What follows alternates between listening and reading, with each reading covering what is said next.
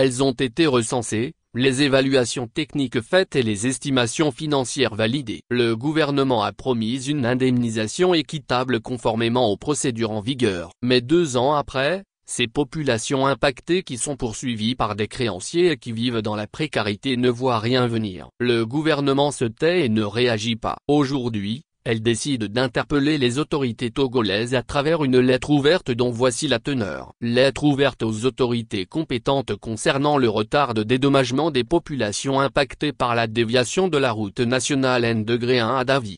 A. Monsieur le ministre des Travaux publics, Monsieur le ministre de l'Économie et des Finances, Monsieur le ministre de l'Urbanisme, de l'Habitat et de la Réforme foncière, Monsieur le ministre de l'Administration territoriale, de la décentralisation et du développement des territoires, Lomé, le 11 octobre 2025. Messieurs les ministres, j'ai l'honneur de vous adresser la présente lettre ouverte en ma qualité de citoyen togolais et de propriétaire foncier impacté par les travaux d'aménagement liés à la déviation de la route nationale N-1, précisément dans la zone située entre le poste de péage de Davy et la station Sanol de Tsevier.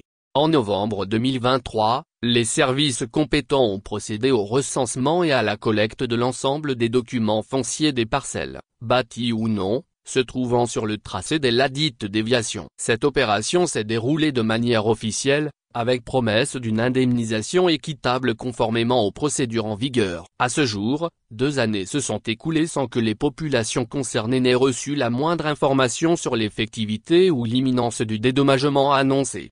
Les évaluations techniques ayant déjà été effectuées et les estimations financières validées, il ne reste, selon toute logique, que la mise en œuvre concrète du processus d'indemnisation. Toutefois, ce dernier tarde, plongeant des familles entières dans l'incertitude et une précarité croissante. Pour de nombreux citoyens concernés, l'acquisition de ces terrains et la construction de logements ont été rendus possibles au prix de lourds sacrifices, surtout par le biais de crédits bancaires encore en cours de remboursement. Aujourd'hui, ces investissements sont gelés, voire anéantis, alors même qu'il n'est plus possible de terminer les chantiers inachevés, ni d'initier de nouveaux projets sur ces terrains. Dans l'intervalle, le coût du foncier sur l'ensemble du territoire a considérablement augmenté, réduisant drastiquement les chances de relogement ou de réinstallation.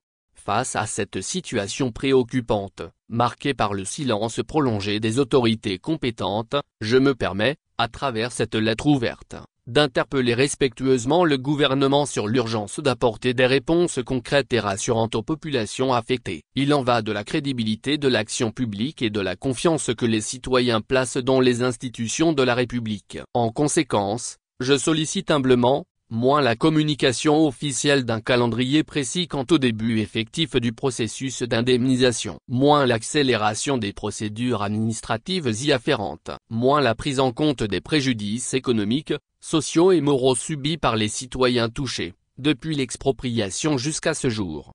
Je demeure convaincu que la République togolaise, fidèle à ses principes d'équité, de justice sociale et de gouvernance responsable, saura réagir avec diligence et humanité face à cette situation. Dans l'attente d'une suite favorable, je vous prie d'agréer, messieurs les ministres, l'expression de ma très haute considération.